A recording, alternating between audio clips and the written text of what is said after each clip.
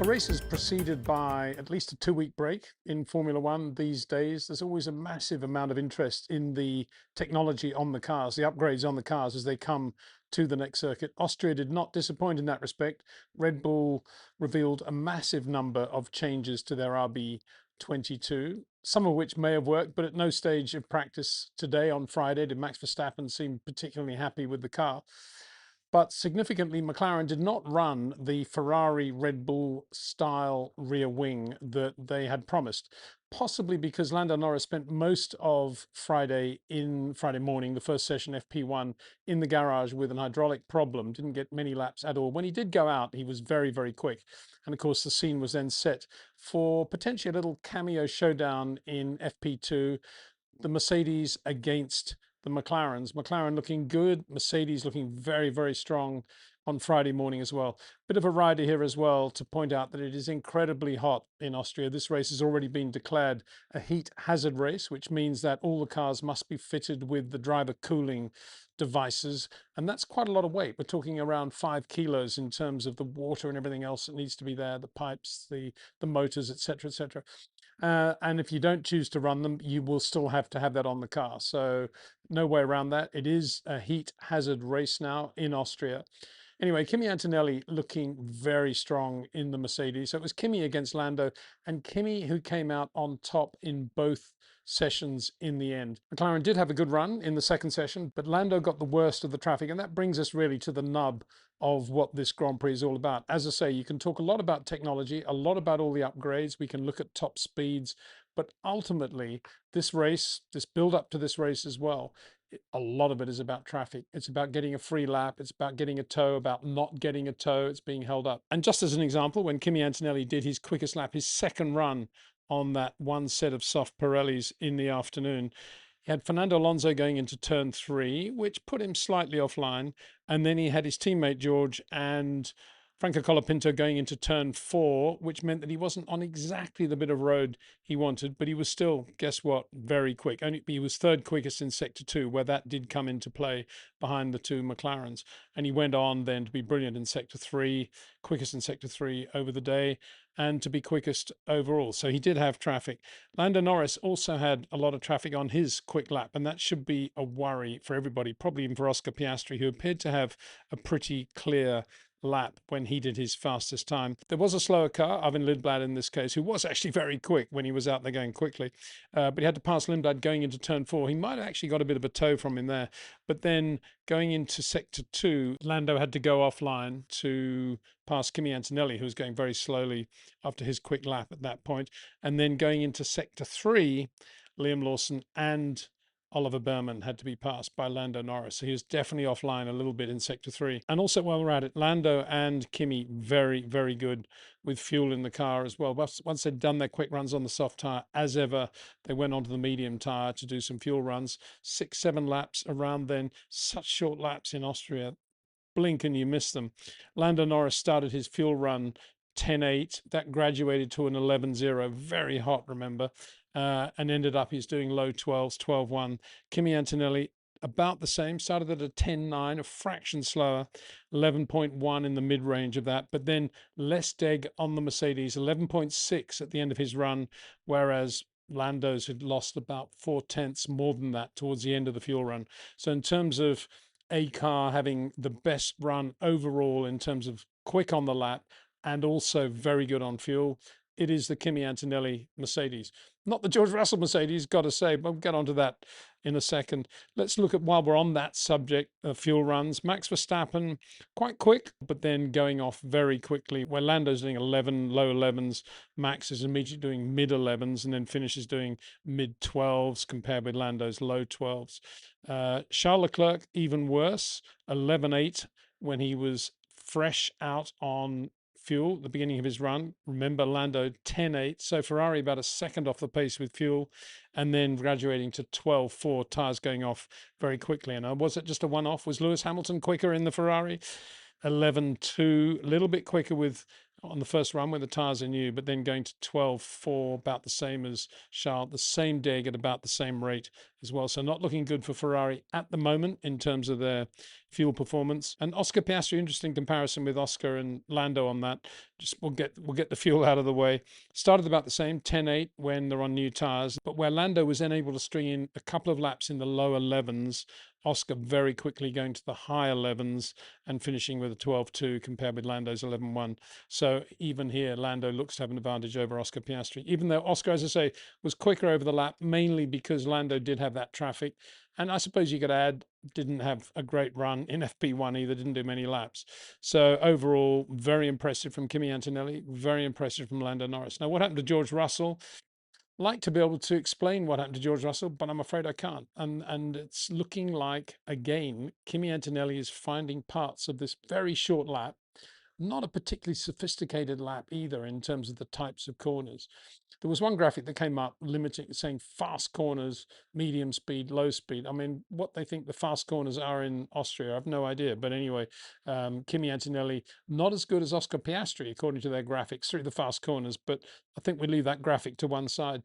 George Russell just looked longer corners, slightly spikier, and never appeared to be out there doing a Kimi Antonelli lap time.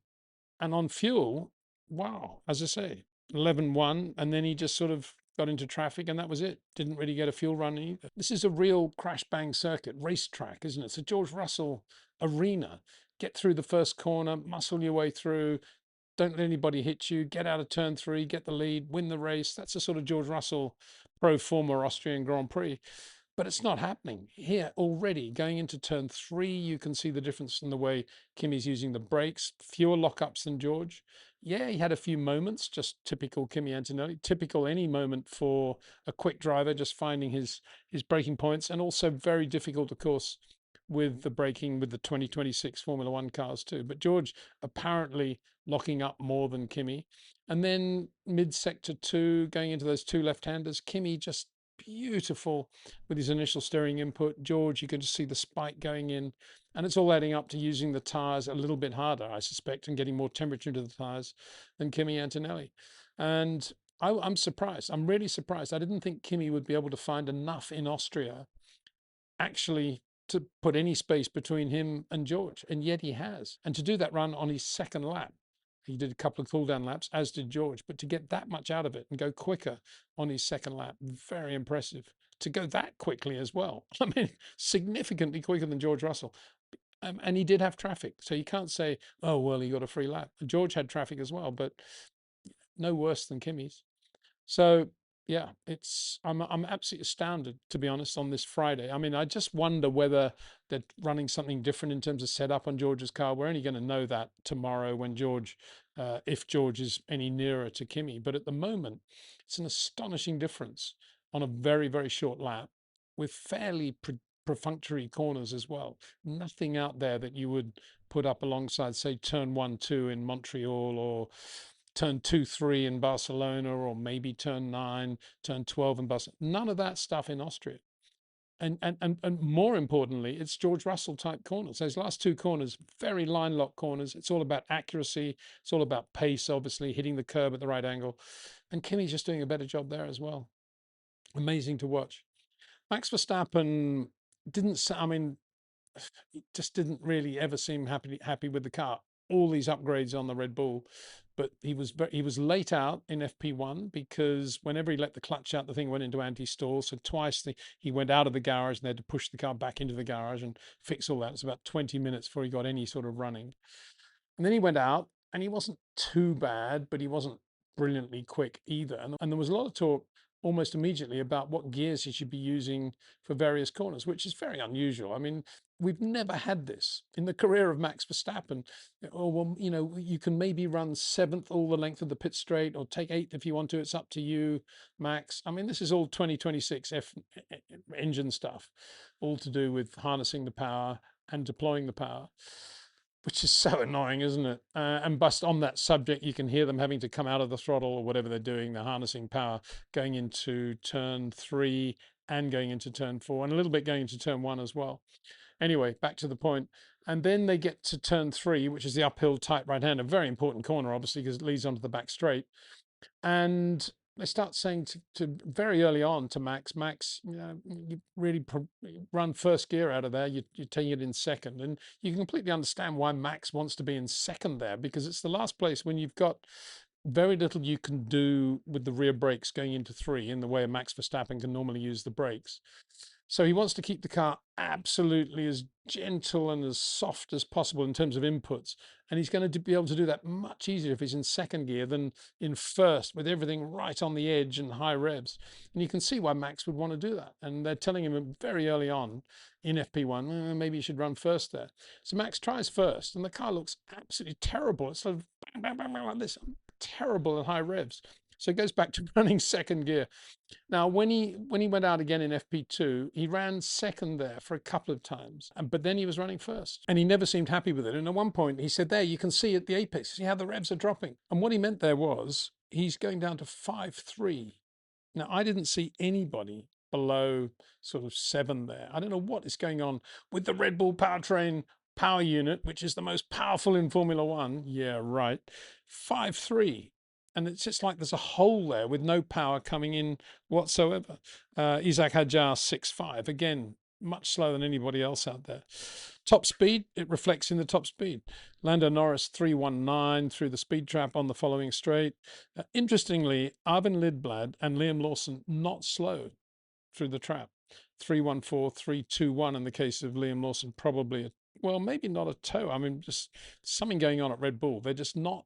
And it was the same. Max did a start, and it was just, it was a Monaco. It wasn't a Monaco thing. It was one of the other classic things where it's just going nowhere. Anyway, to finish that one, remember, Lando Norris 3.19, Kimi Antonelli 3.18 through the trap. Charles Leclerc 3.07 in the Ferrari, Lewis Hamilton 3.05 in the Ferrari, Max Verstappen 3.05 in the Red Bull. Massive differences in top speed. Again, 2026 regs.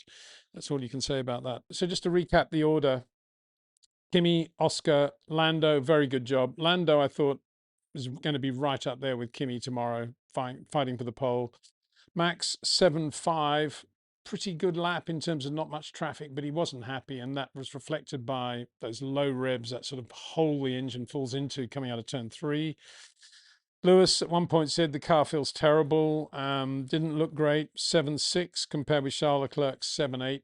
Charles running Lewis's brakes, which is Brembo calipers and discs, but the friction material is carbon industry now. Charles looking okay, but he didn't run in FP1, which wouldn't have been great for him.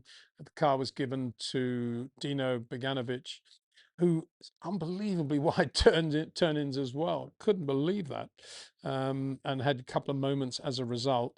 Anyway, he got the car back for the second session, and obviously he's got his mindset now is just live with these brakes, make it work, and he's trying to find this balance between being Charles Leclerc and doing what Lewis is doing. And I didn't think he looked a lot better than he looked, to be honest, in the build-up to the Spanish Grand Prix. I thought he looked good in the race, but maybe it was just deception. Maybe it was Charles Leclerc finding a sweet spot that he could operate around in the race, and that was it. As we know, he wasn't as quick as Lewis. So, and it kind of looked that way today. He didn't look to be the Charles Leclerc of old, when he can really get the front into the corner in the way Max used to be able to do as well in the RB21 days, or even but long before that, obviously. So yeah, neither of them looked good. Charles Leclerc didn't look great. Isack Hadjar did a good job, 7.7, Max 7.5, to be 2/10 slower than Max. He was also late out at the start. Good job by Isack. He'll potentially have a good race, I suspect. George Russell 7.6. P6, reminder, Kimi Antonelli 7.0, George Russell 7.6. Now, some of that has got to be set up. It's got to be traffic. It's got to be something. There's no way George Russell can be 0.6 slower than Kimi Antonelli. But it was kind of like that consistently. Okay, it wasn't 0.6 in FP1, but he never looked to be even as quick as Kimi, let alone at any point quicker than Kimi. That's the point. Liam Lawson, pretty good. Yeah, he's in that sweet spot again. Wide turn in, just doing a good job though, getting the best from the car, getting the best from the harvesting and the deployment. I haven't done enough detail yet to see what revs they're doing in turn 3, but I'll work on that and give you that tomorrow. And P10, Gabriel Bortoleto again in the Audi, looking very. Audi also had a lot of upgrades for this race, rewarded with P10. Pierre Gasly looking a little bit more like Pierre, P11 in the Alpine, about where you'd expect them to be, sadly.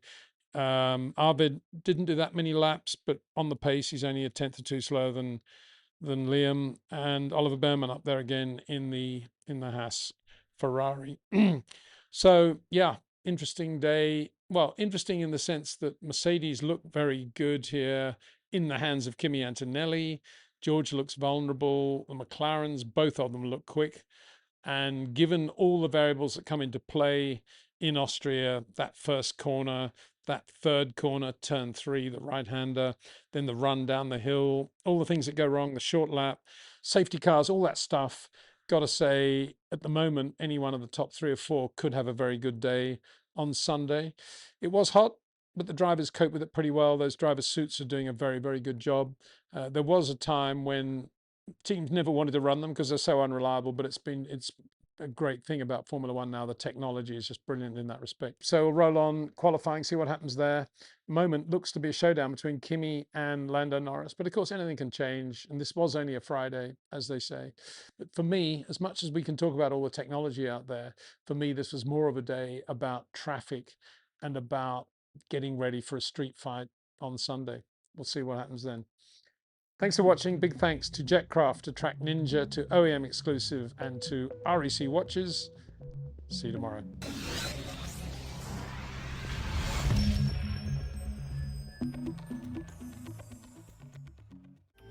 I spoke on Friday about the nature of the Austrian Red Bull Ring being a street fighter's circuit, and talked about it being a sort of natural arena for George Russell.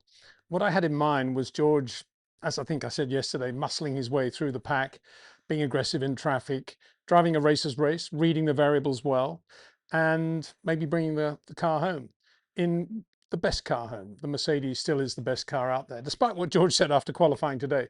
What I didn't have in mind was that George would include how to react better than anybody else, his teammate particularly, to a yellow as one way of getting an advantage. For me, yellows, I was a flag marshal for years. I'm sure many of you out there have experienced the same thing. And we all have feelings about safety, and some of us more than others. But for me, the yellow has always been sacrosanct. It is a danger ahead. It is a warning. It is potential variables that we don't know about yet.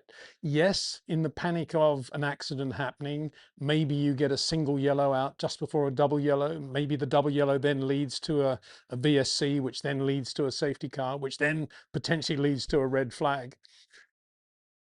But I've never come across a driver distinguishing between a single and a double and what to do at that moment if potentially a pole lap is in the offing.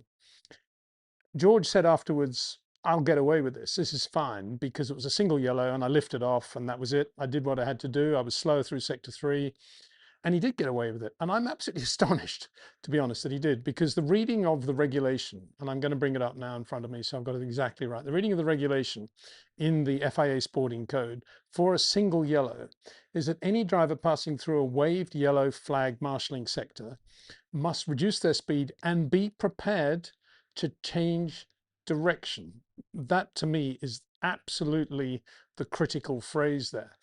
And I got to say, as much as I've been a fan of George over the years, there is absolutely no way in the world that George, at the speed he went past Max Verstappen's accident in the second last corner, could have changed direction at will if he'd needed to. And let me remind younger viewers that that section of track in Austria is exactly the piece of, well, it's about 100 meters afterwards, maybe 50 meters afterwards, the piece of road where Stefan Johansson hit a deer crossing the track. Oh, that'll never happen today. Yeah, right. This is the Austrian mountain section we're talking about. These are thick forests. Deer can run around. All sorts of things can happen. Nobody had any idea as they approached that accident scene, immediately after it happened, what the cause was. But before we get any further, let's just explain exactly what happened. We're right at the end of Q3 now, and the two Ferraris have gone out a little bit earlier than Max Verstappen and the two Mercedes. The McLarens are out, have been out as well. And the two Ferraris, mega, first and second on the front row of the grid. Charles Leclerc just ahead of Lewis Hamilton. Lewis leaving a little bit of margin on his second run because he blew his first run by, with those carbon industry brakes, going into turn 3, braking too deep, running wide and losing the lap. He was a bit annoyed because he got on the radio to say, I thought that was a banker lap. I thought we had a banker lap I could use before I have to come in. Obviously something they'd discussed. So this is the first sort of glitch in the new Lewis regime at Ferrari, if you like, because they didn't have enough fuel in the car, quite obviously, and told him to come straight in. So Lewis had to go out on his second run, at that point P10, but he did a brilliant job, really, really good job to leave a little bit of margin and to get to the front row of the grid. Charles was just slightly quicker. Charles looking pretty much like the old Charles, looking pretty good from the moment he walked into the garage for FP3, shaking hands with all the mechanics, big smile on his face. It wasn't a great FP3 for Charles, but you can see now that he's starting to get the feel of how he can brake, how he can use the brakes into a corner. And he's looking very good in the Ferrari. Anyway, with Charles Leclerc, Lewis Hamilton on the front row, and Max Verstappen at that point, and the clocks were at 0 now, was looking as if he would be up for potentially a front row as well. He was slightly slow on his last lap through sector 1, which was probably a good thing because throughout the weekend, well, certainly today, Max has been very good sectors 1 and 2, and then sector 3, he's lost 1 or 2 tenths, in my opinion, because the Red Bull doesn't have enough significant, efficient downforce, as we've been saying all year. It's getting better, but it's still not there. And by the time he's got to sector 3 in this heat, the tires are overheating and he just couldn't get in and out of the car in sector 3. So that's why I think he was a little bit more circumspect through sector 1. Sector 2, unbelievably quick, and his sector 2 time remained purple after the checkered flag in Q3. So very, very good. He's now going into sector 3 and hoping that he's found the balance of the tires not overheating and he can just finish with a great sector and maybe get on the front row, maybe even get the pole. And he turns in exactly the same place as he does on his previous run earlier in Q3, using a little bit of curb on the left. And the tires just give up. It was an Ayrton Senna type lose of the. I was trying to think of him doing that in Formula One, but he certainly did that in Formula 3. Ayrton, I'm talking about, just wanting to go quicker than the car could go. And it's the same with Max. He knew he could do it physically as a human being, but the tires just gave up. And as he went in, the car just went straight sideways, and he was a passenger after that.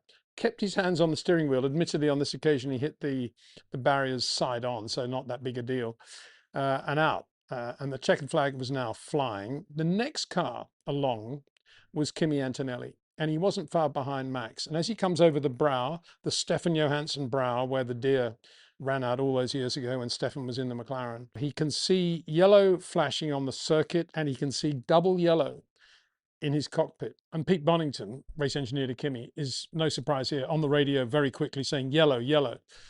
Now, they may well have discussed in some other meeting actually what they would say in terms of it being a single yellow or a double yellow. But if they hadn't, and the engineer is saying yellow, yellow, and it's double yellow in the cockpit, Kimi's pretty much going to feel as if it is a double yellow situation, is he not? So Kimi, in my opinion, does exactly the right thing. His approach speed, and here you got, this is where it becomes a bit disingenuous as well, but Kimi's approach speed there is about 310, 311. And because they are harvesting, it's not increasing in pace. So he's just sitting there in 8th gear around, or 7th gear sometimes, 310, 311. And he breaks down hard to 217 as he goes past the Max Verstappen crash site where there's a lot of dust and he can see a car in the barrier. He's doing 217. And as he goes across the line, obviously the lap is gone. He's 2 seconds slower on that last sector. And he curses and swears a bit on the radio saying, that was the lap, and I've lost it. And they're saying, oh yeah, really sorry, Kimi. And as they would. And the next car along is, incredibly, George Russell, who's also on a very quick lap. And George's done a pretty good job in the morning. He ended up actually quickest in FP3. Kimi didn't get a run on the second attempt on the one set of soft tyres they had, and George just pipped him. So George went into qualifying feeling relatively buoyant, but he wasn't good in Q1. Q2, he was saying the cars are sliding just like FP3, at which point Toto got on the radio and admonished George and said, George, just drive the car, which was quite something. You know, this is George Russell, potential world champion, Grand Prix winner, and there's Toto saying, just drive the car, George. Probably appropriately. It seemed to work. I mean, George in Q3 was very good, and behind Kimi, nowhere near Kimi, nowhere near enough to get a toe. He was going quite well. He was slightly quicker sectors 1 and 2. We're talking thousandths of a second here. And sector 3, backing off with the Max Verstappen accident, he finished the lap, sector 3 time of 20.069. Bear in mind his previous run in Q3 had done a 20.042. So very little in it. And that gave him a 1 minute 6.113 to take the pole. And that translated into, and just as a reminder, Kimi Antonelli breaks from 312 down to 217 at the accident site. George Russell from 311 down to 232. And in his previous run, at exactly the same point where Max had gone off, George was actually slower, 230 kilometers an hour. He's actually quicker on his second run, supposedly backing off. Yes, he does back off. He's doing 232 kilometers an hour when Kimi, correctly, is doing 217. And in the context of Formula One today, so safety conscious, ridiculous number of penalties and rules about how you drive in traffic and do this and that. How can they condone a driver who's basically going just as quickly as he was before, when his teammate in front quite clearly is backed off because it's an accident, potential accident? Nobody at that point actually knows what's happened. Could have been a deer, could be a deer running around the whole place. And George goes through basically at the same speed and takes the pole. And no surprise that when he hears that George is on the pole, Kimi gets on the radio and says, how did George do that time? Why is he quickest now? And you see the Ferrari mechanics are all there cheering because they think Charles Leclerc's on the pole. And all of a sudden they see George Russell's name there and they think, nah, it can't be right. He's going to get penalized for sure. The time will be deleted for sure. And it isn't. I find it absolutely astonishing that that happened. And George afterwards spoke like a driver who's just got the pole based on beating everybody, including his teammate. Oh, I'd like to thank everybody at the factory. It's been a hard day. A car wasn't that good. Got it sorted in the end. Did a great lap. Backed off. Still very quick. Still got the pole, even though I backed off. As if that's some sort of achievement. I think that's a terrible example for young drivers. You know, when it's a yellow and you have absolutely no idea what's gone on, apart from a car buried in a barrier, in a place when there have been some really serious accidents, Stefan Johansson and the deer being a very good example. How can it be clever to have got the pole by barely backing off? And let's just see, I've done some calculations here. Let's just see what would have happened if we give Kimi, well, we'll give Kimi a wide margin. We'll add up his first two sectors and then put in the sector 3. He was really quick in sector 3 all weekend has been. Put in the sector 3 from his first run. What would the lap time have been? Well, I can tell you now, the lap time would have been 6.14, 1 minute 6.14, 6.141. And George's pole was 6.113. So you're telling me Kimi wouldn't have found? Kimi was 2/10 up on his first and second sectors. But if you add the two together, he was 2/10 up from where he'd been on his first run in Q3. So even if he'd gone 1/10 quicker in sector 3, which I'm sure he would have been on the pole easily. And that's why Kimi was saying that was the lap. That was the lap. He'd perfectly used the tyres through the first two sectors and he had it all sorted for sector 3. And I find it very sad and irritating that qualifying is defined by that, because here's another thing. Mercedes, a very odd situation for them. Obviously they're going to be taking the pole from George. Delighted he's on the pole. A great thing for George Russell after all the dramas he's been having trying to beat Kimi. So obviously everybody at Merck happy about that.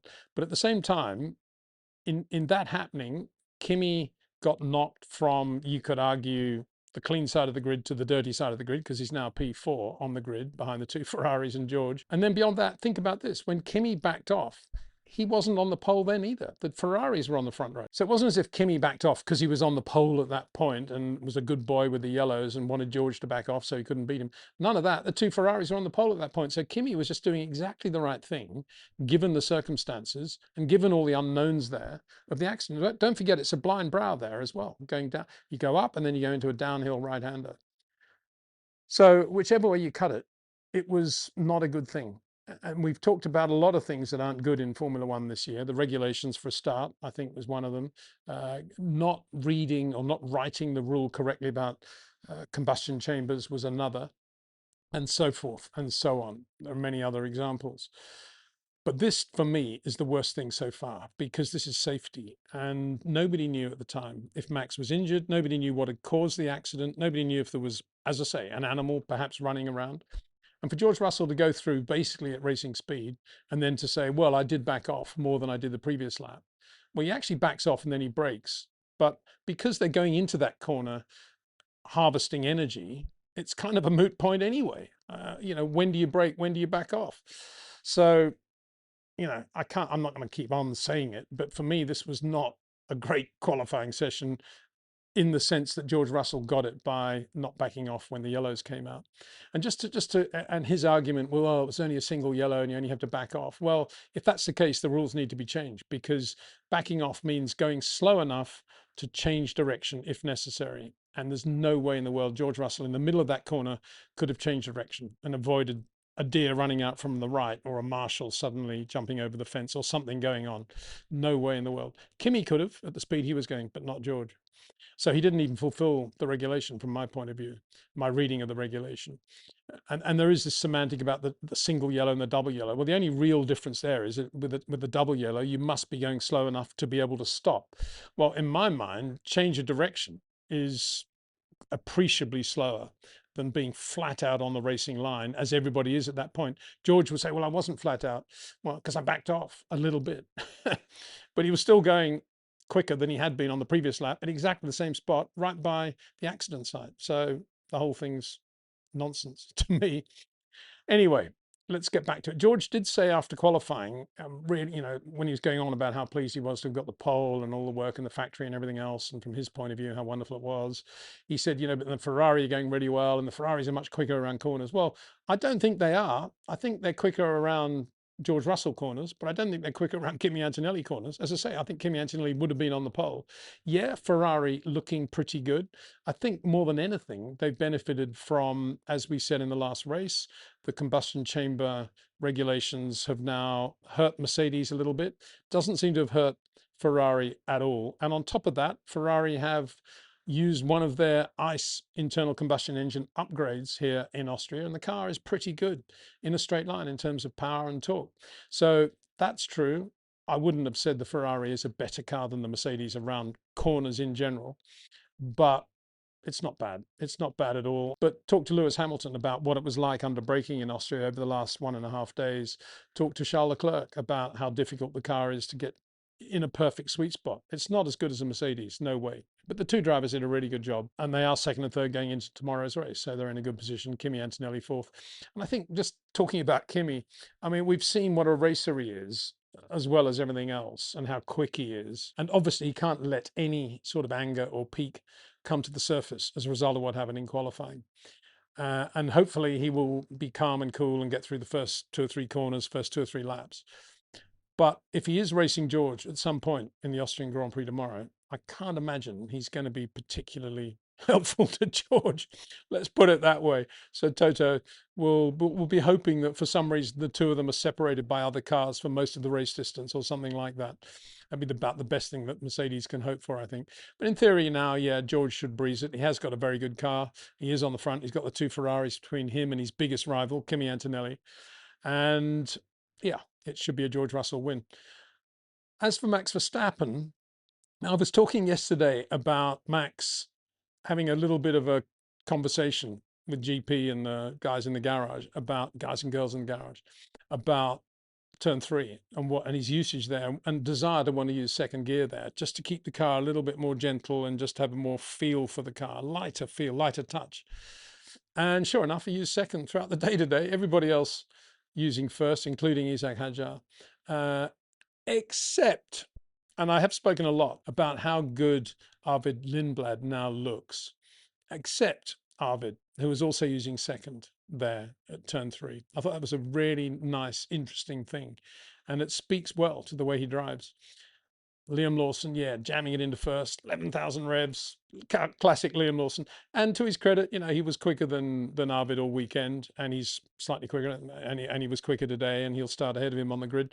It is a good Liam Lawson type circuit. It's a good circuit for wider turn-in drivers because there are lots of corners that you can't do much else with. turn one being a very good example. So yeah, Liam drove well, but I thought it was interesting that Arvid, nonetheless, whilst Liam is using first, while Isack Hadjar is using first, Arvid using second shows. What's it show? Imagination? Perhaps he's a big mate of Max's already. Max has passed it on. So yeah, Max did a good job. I mean, Red Bull in general did a good job, and I think, I did say in one of the live streams that this race and the next few races will be a real litmus test as to how Red Bull are surviving without Adrian Newey, and whether they will stagnate, whether they'll go downhill, or whether they'll actually improve the car in the way Red Bull always did when Adrian was there. And I think at the moment, you've got to give them the benefit of the doubt and say that they've done a pretty good job with all the upgrades they brought to this circuit. They've got the car going pretty well. Well, they had it going pretty well, even though, as I say, the tires were just running out of grip and energy going into that last sector, driven by Max Verstappen to the absolute limit, not in terms of being sideways or doing it, just couldn't get any, the tires just gave up basically as he went into that second last corner and just had nothing more to give. I think the other thing about which to speculate is that probably given how difficult sector 3 was for Max, probably there was, maybe the floor had been damaged as well, maybe they lost a little bit of aero under the car, but it all comes under the same heading of just getting to the maximum of the tires sooner than Ferrari and certainly Mercedes. Different story in the race tomorrow, but they have got a rebuild. It's never a great thing to have to do that, but the damage didn't look that bad, so we'll see. So he should be in reasonable shape tomorrow, and he might have a half reasonable race. We'll wait and see on that one. And one other thing to say about Max and Red Bull is that normally, up until now, I've always said what a great race team Red Bull are, and by which I mean on the pit wall, thinking on their feet, thinking quickly, reacting to situations. I think that's kind of going away quite a lot now. We've seen some very odd strategy decisions from Red Bull over the last year or so. And then today, they didn't send Max out in the second half of Q2. At that point, he was about fourth or fifth. And he seemed to be about 4/10ths away from a predicted cutoff line. Don't forget, it's the top 10 that go into Q3.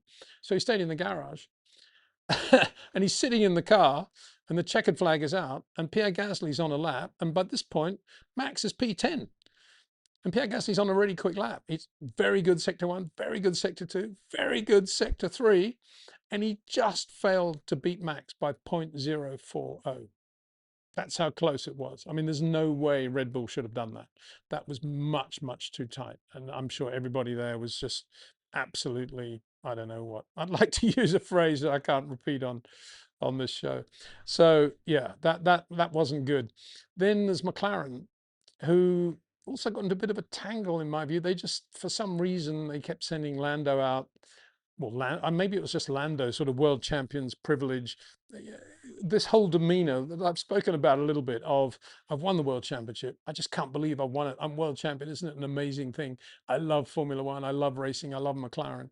And that's brilliant. But it also means the downside doesn't hurt as much. If things don't go well, it's not quite as bad as it used to be when the unattainable was in front of him. And so Lando took to going out quite early. We went out very early in Q2, got a banker lap in, and he did the same in Q3, admittedly on a scrub set of softs, but it kind of put him out of sync a little bit. And when he went out again, it was okay, but he didn't get in a great lap, and sector 3 wasn't great. A little bit, maybe we're seeing there a little bit of what Red Bull are going through, not quite as much efficient downforce as the Mercedes and maybe even the Ferrari, and the tires giving up in sector 3. But both drivers got their times in before the Max accident, so there was no excuses there. Just relatively disappointing, and they would have been beaten. Well, they're beaten by Max Verstappen, and certainly slower than Ferrari right now, which to me is a bit of a surprise. We'll see how Lando goes in the race tomorrow, but he did look pretty good in free practice this morning, and he was very good on fuel yesterday, as I said. So that's a positive for him. If you apply the same test to Max and give him the sector 3 time from his first run in Q3, he would have been split. He would have split the two Ferraris. He would have been slightly quicker than Lewis, slightly slower than Charles. So Max right up there, the two Ferraris, two McLarens, Isack Hadjar in the second Red Bull, pretty good, 6.5. I mean, he's within a tenth or two of Max, say 2/10 of Max, but complaining a lot about the car in general all day. I think by the end they got it pretty well sorted. But I think Isack's driving, and he's a little bit messier to look at in terms of mistakes. Just shows how difficult that Red Bull still is to drive, and how Max's style, his ability, belies some of the idiosyncrasies of the car. But Isack, good job though, very good job. We'll start 8th. But Isack, very good job. We'll start 8 out of the 2 Racing Bulls, so very good. Alpine obviously just failed to make it, as we mentioned, into Q3, as did Audi. But Williams, with a Mercedes engine and much more experience with the Mercedes than Alpine, didn't even make it out of Q1. Just pathetic. And the time has now passed to say, well, you know, early days for the whole rebooting of Williams. What is going on?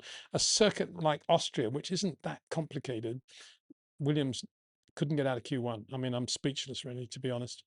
Anyway, this qualifying video, in my opinion, has been mainly, and I think justifiably so, been about the yellow and what George did when he saw the yellow, and what his teammate Kimi Antonelli did when he saw the yellow. And it does come under the heading of safety, and just don't feel comfortable about it. Anyway, we do have a Grand Prix tomorrow. George Russell is on the pole. Charles Leclerc's alongside him. Lewis Hamilton's on the clean side of the road in P3. And next to him is a young Italian called Kimi Antonelli, who I think more than ever now has got some sort of point that he wishes to prove. A reminder that I'll be doing a live race chat for members starting about half an hour before the off tomorrow. Looking forward to that. And I'll be doing, of course, another video after the race as well. Big thanks to you for watching. Big thanks to Jack Craft, to OEM Exclusive, to Track Ninja, and to REC Watchers. See you tomorrow.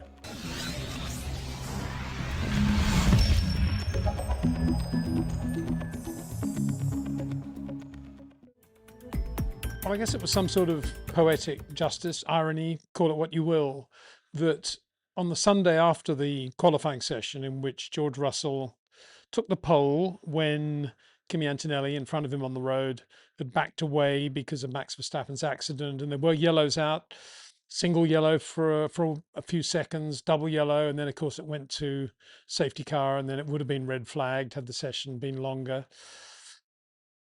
It was some irony that after all that, the talking points after the Austrian Grand Prix were of the driving of Max Verstappen and Kimi Antonelli. George Russell was the race winner, but when it was the podium time, it was Max and Kimi that took the plaudits.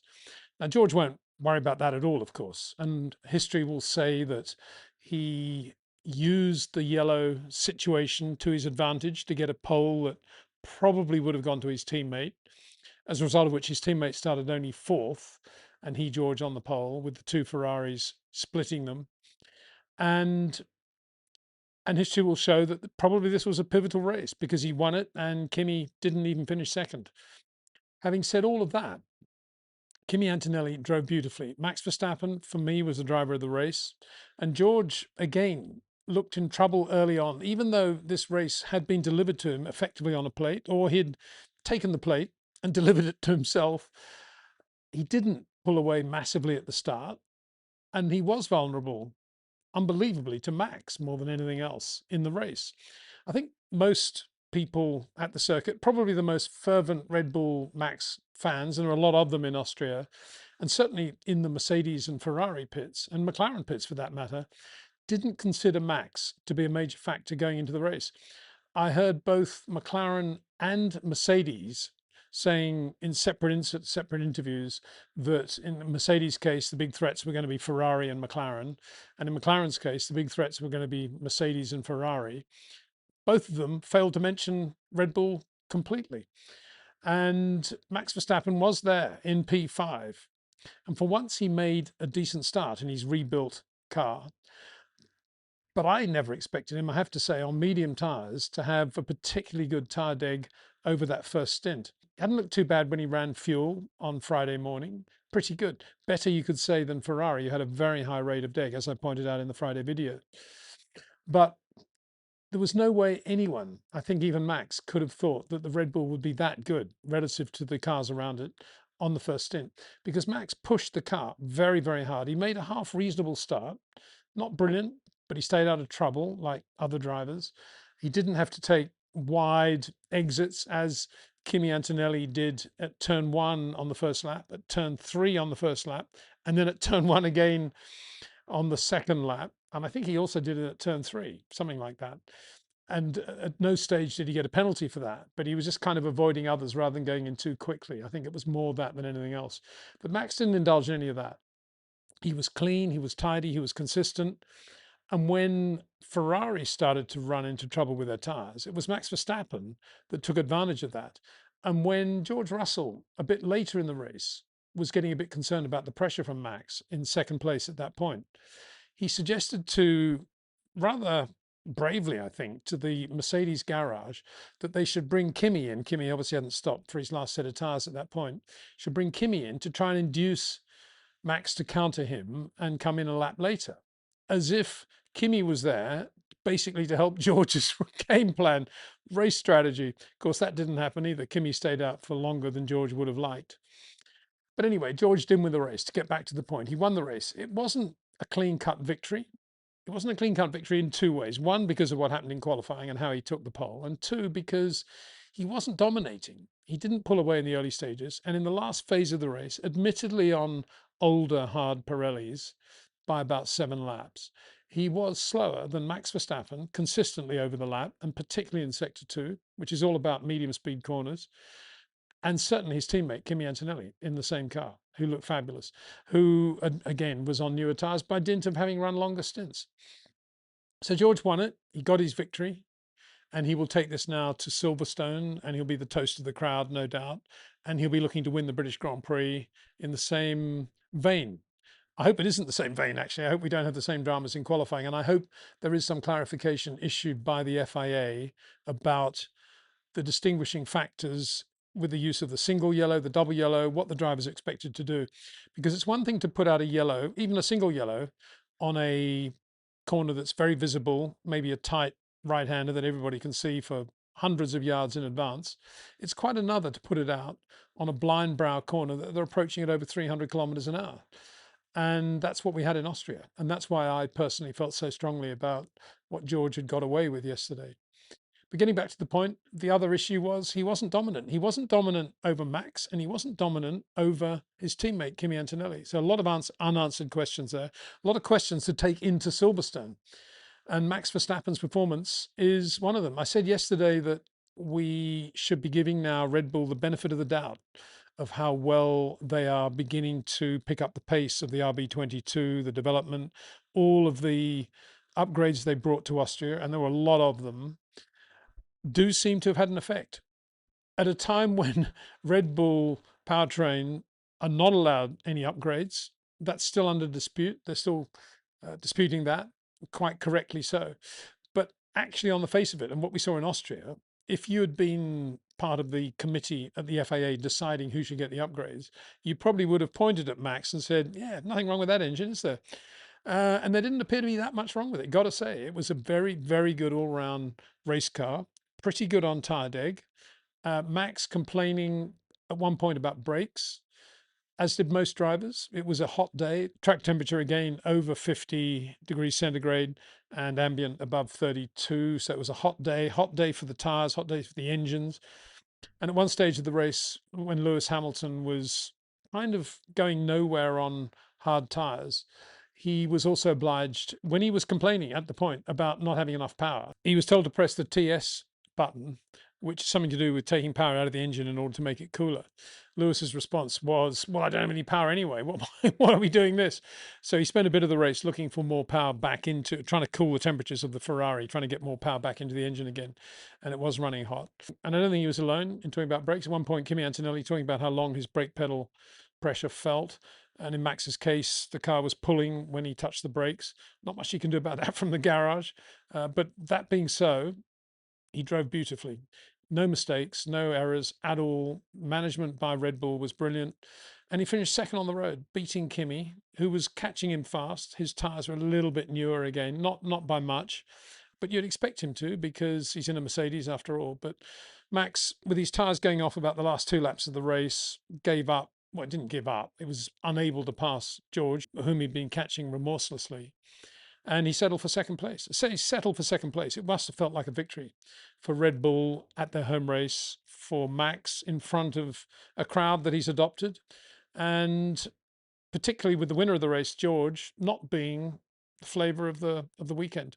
So yeah, fabulous drive by Max Verstappen. Red Bull are back, and we have Silverstone ahead of us.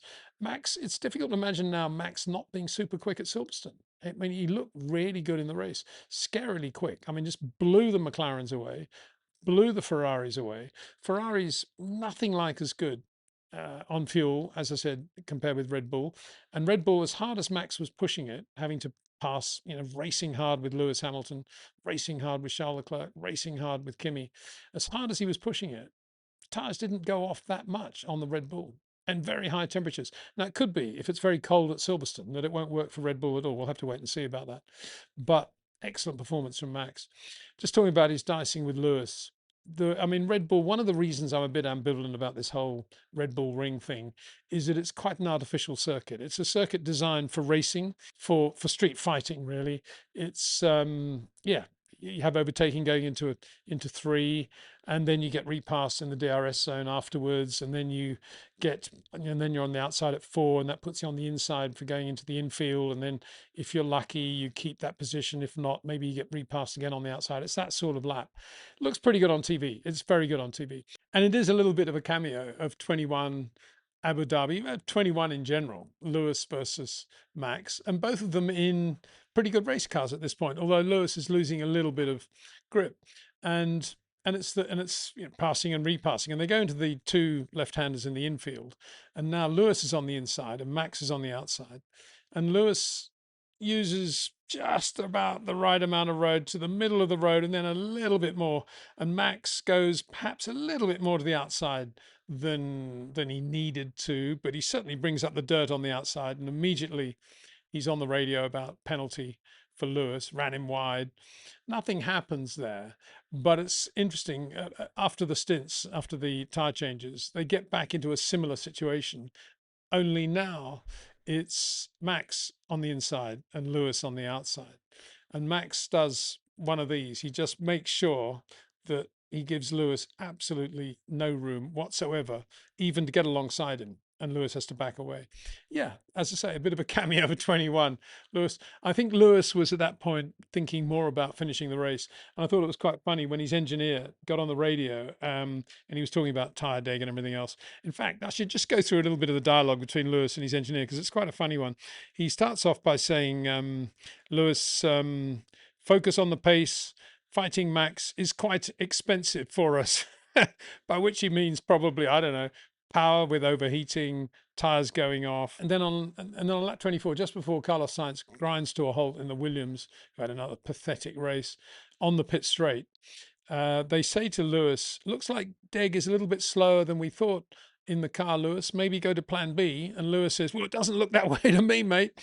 In other words, he's feeling the Deg and he's just driving through it. And then, yeah, then he, like some others, particularly Kimi Antonelli, they bring out this virtual safety car for the Carlos Sainz thing.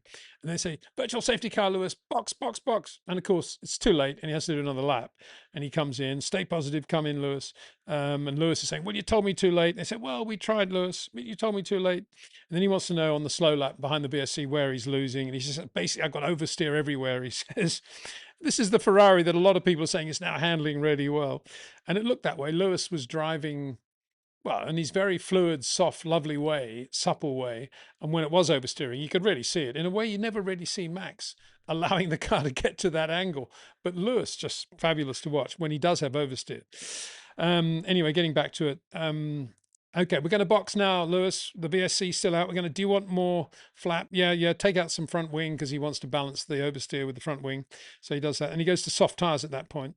And then that's when they say to him, well, now you got to go to mode STS. And he says, why? Because of temperatures, Lewis. Well, but I've got no power anyway. And so it went on. It's becoming a little bit of a it's not a comedy act. It's sort of Italian opera with a bit of English Lewis Hamilton in there as well. It's good stuff. Speaking of that safety car, a lot of people are saying, oh, bad luck for Kimi, because what retribution that would have been if he'd got the lead when the safety car came out for Carlos Sainz. because, you know, he lost the pole because of the Max Verstappen and the yellow flag thing to George. And what happened was, and the problem actually was not Mercedes not bringing him in quick enough or not keeping him out there until it was VSC conditions. The problem was that the FIA again, I say again, let's not say again, the FIA, the stewards, whatever, were quite late in going to VSC. I mean, it's pretty obvious when a Formula One car these days stops on the pit straight and he just pulls from the racing line on the pit straight, just stops there by the pit wall. It's pretty obvious it's going to be VSC. I mean, why would it just be yellows? It would never be yellows. Why don't they just go straight to VSC? But it was yellow. And Mercedes did exactly the right thing. As they saw Sainz pulling to a stop, they said, right, Kimi in, which is, I would have said that. I mean, he was perfectly positioned to come in and take advantage of a VSC. And you would have thought then, wow, yeah, you know, he probably would have kept the lead and would have maybe even won the race. But it stayed yellow for all the time that Kimi was in during his pit stop, and it only went to VSC as he accelerating out of the pit lane. So he had absolutely zero. In fact, it cost him. He didn't, I don't know if it cost him, but he definitely had no advantage whatsoever. And I think it was an FIA thing. They were just slow in going to VSC. I don't see why they go yellow VSC any more than when a car has a big shunt like Max on a high speed corner on the outside. You would go single yellow, double yellow, VSC. Why don't they just go red straight away? Because it's pretty obvious that it's a big shunt. There's a lot of stuff everywhere. And that would have stopped any of that George Russell stuff. You know, if he'd just gone red, he would have just gone straight into the pit lane. That would have been it. Ferrari would have been on the front row. What a race that would have been. So yeah, that was a weird thing. And I don't know. Anyway, let's go back to the start, because it was George Russell off the line, good start. Ferraris both made good starts, as you'd expect. And it was Lewis Hamilton. Lewis featured in this race big time. It didn't get a result in the end, but he was definitely there. Lewis, who was towing George up into three, up and through two, that kink after turn one, and trying to really cramp George's style going into three on the opening lap on the outside. And he, maybe the brakes were cool, whatever, and he just sort of eventually gives up. George gets the line and he's perfect. He's on the inside anyway. And Lewis has to turn the steering to the left and just sort of go wide, as a result of which Charles Leclerc then got in front of him. And then Lewis repassed Charles, and there's a bit of this going on. And I think that at that point, they probably damaged, Charles probably damaged a bit of front wing. Whether it made any difference, I don't know. He didn't have a great race. He had a sort of Charles Leclerc-ish spiky race. It didn't look as good in the race as he did actually in Barcelona, in my opinion. Pretty savage race for Charles Leclerc. Nothing major, just didn't look like Charles. Didn't look quick, didn't look confident in the car. And yeah, he'll be head scratching. I mean, what it's going to be like for Charles through Beckett's, through Copse, you know, through quick corners at Silverstone, I don't know. It's going to be, you know, stand back, I think, to be honest. I think Lewis is going to be very good at Silverstone. And Lewis was in the thick of it for quite a lot, as I say. But then eventually the Ferraris faded, and they took the opportunity when Lewis is on. They all went from mediums to hards. That was the standard thing. But Lewis then got out of sync with everybody when that Sainz thing happened about lap 25, when he stopped on the pit straight, and they put Lewis onto softs because I guess he hadn't liked the feel of the Ferrari on hards as much as he had on the medium, I guess. I'm not sure it was that. He just wasn't going very well on the hards. I think that was the point. So they put him on softs just to sort of change things around, and they kept Charles on the hards. And it didn't really make a lot of difference to Lewis's finishing position, I think. It was, you know, clutching at straws really at Ferrari. Give them credit for trying something different. But both Ferraris not good with fuel in the car, and not good generally with tire deg. Much worse than Red Bull. And it showed up even on Friday in that long runs that we talked about. So yeah, it was the Mercedes. George won the Mercedes battle because he started from the pole. Simple as that. Kimi Antonelli, despite the brake issue, obviously quite hot with brakes, finished a fighting third, catching Max. One more lap, he probably would have had Max. It would have been a Mercedes 1-2. But Max, absolutely stunningly brilliant in the Red Bull. Very good on tyre management, very quick every lap, brilliant in sector 2, which is basically medium speed, those two medium speed left-handers, and that's sort of quite quick S's at the end of that. Again, a little bit line lock, but Max, fabulous to watch through there. and Max finished second. P4, Oscar Piastri. I thought he'd go quite well this weekend. He's had a poor start to the year, and he certainly overshadowed his teammate Lando Norris for the first time in a while. But putting that to one side, where are McLaren? Where's the pace gone? The more upgrades they put on that car, the less competitive they seem to be at the moment. So if any team seems to have lost the way, which is what a lot of people have been saying about Red Bull or thinking would be the case for Red Bull for most of this year, it's not Red Bull now, it's McLaren. What is going on at McLaren? Lot of upgrades as well on that car, but not quick, not a quick car. Or, I've said this a couple of times, I've implied it a couple of times, or maybe over a weekend, not necessarily lap for lap, but over a weekend, the two drivers aren't getting the best from that car. That could be it. If you have Max Verstappen and, I don't know, Lewis Hamilton in the McLarens, would they be quicker right now? Probably. Probably. Both drivers are very wide, not very, but wide turn in, break in a straight line. They don't have a driver who drives like even Isack Hadjar, let alone a Max Verstappen or a Charles Leclerc or a Lewis Hamilton. They have Lando Norris, who's not far away from Lewis's style, but he's still wider corners and still more straight line braking than Lewis. And therefore maybe they're not exploring parts of the McLaren envelope that are there to be explored by different types of drivers who are just as quick, and they don't have those drivers, and so therefore they just live with what they've got. They don't even think about questioning it, I guess, is the way they're going forward. So not a great result. Well, terrible result really for McLaren, given the amount of work, the amount of experience, the amount of building blocks they've got, the people they've got, everything they've got. It was not a good weekend at all for McLaren, and that's not the first time we've been saying that this year either. So Lewis was fifth, Charles was only eighth, and sixth, Isack Hadjar in the other Red Bull. I've been defending Red Bull's choice of Isack ever since they hired him. I know a lot of critics out there, notably Nico Rosberg, was saying, well, that's the end of Hadjar's career because Red Bull can't do a second car and blah, blah, blah, blah. Well, of course, Isaac's a very talented driver and he's making the best of the car. Drove beautifully, had some really good battles with the Ferraris, with Oscar Piastri. He was right there. And it won't be long before he's somewhere in podium position as well. Isack Hadjar, very, very good P6 in the Red Bull. Just underlining everything we're saying about Red Bull right now. As a result of Austria, powertrain's very good, reliability very good, tire deg excellent, balance very good, Max Verstappen totally brilliant, Isack Hadjar very, very good as well. Great team, doing very, very well.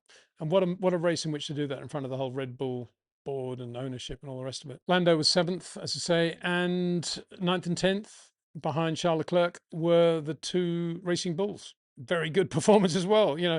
Red Bull powertrain engines there. Phil Prue, take a bow.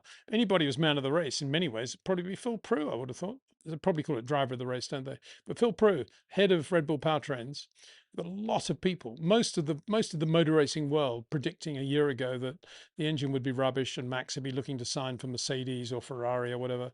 Wow. A lot of people now saying what a job Red Bull have done compared with, say, Honda. Aston Martin, what were they doing? 4 seconds off the pace. And at one moment, the Aston was going so slowly in the pit lane, as I say, that Lando Norris had to pass it in the pit lane going into their pits. It was going so slowly. Well, obviously, Fernando had a problem, but it just goes from bad to worse for Aston Martin. And no upgrades at all for this race. I was talking to somebody quite close to Aston recently, and I said, do the drivers say that apart from the engine, the chassis is really good, the Adrian Newey chassis is brilliant? And this person said, well, what I hear from Aston is that they're about 4 seconds off the pace and about 2.5 seconds are the Honda power unit and the rest of it is the car. But it's odd, very few upgrades and they don't seem to be making any progress at all. Anyway, it just shows money doesn't buy everything. I'll tell you what, being very smart when you see a single yellow instead of a double and you think very quickly, I've backed off, even though it's an area where I back off anyway because it's lift and coast. I'm exaggerating slightly, but it's not far away. I mean, all this big back off, it didn't really make any difference at all because they're lifting and coasting into that corner anyway. If you do that, you're going to get the pole, and you got the pole, and George made the most of it. and he won the race. And I'm sure he feels delighted. And I'm sure it's going to be a little bit like when Juan Pablo Montoya won the British Grand Prix for McLaren after Kimi had dominated the weekend but then retired. And Montoya said after the race, it's nice to, this win feels great because at least I've beaten Kimi fair and square now. Something like that, you know, as I really showed it to Kimi. And George will probably be thinking the same thing. At least I showed it to Kimi. And not a different Kimi this time. But if he does that, it'll come back to bite him because he didn't. And he didn't dominate it. And he didn't look convincing. And again, it was Kimi Antonelli who lit up the sky, along with his mate, Max Verstappen. And afterwards in Parc Fermé, when they took the helmets off. And both of them looked great. I mean, a little bit sticky haired, but mopping the face, and just two athletes who'd given 100%, raced hard, and they just looked at one another, and I think massive mutual respect there. And that for me was the moment of the race. It was that moment. Thanks so much for watching this weekend. It's been a lot of fun, and thanks to the members that joined us on the live chat today during the race. That was brilliant as well. Brilliant to have their input so I could get through the race and understand what was going on. And big thanks, of course, to Jetcraft, to OEM Exclusive, to Track Ninja, and to REC Watchers for their support of this channel. Take care. See you soon.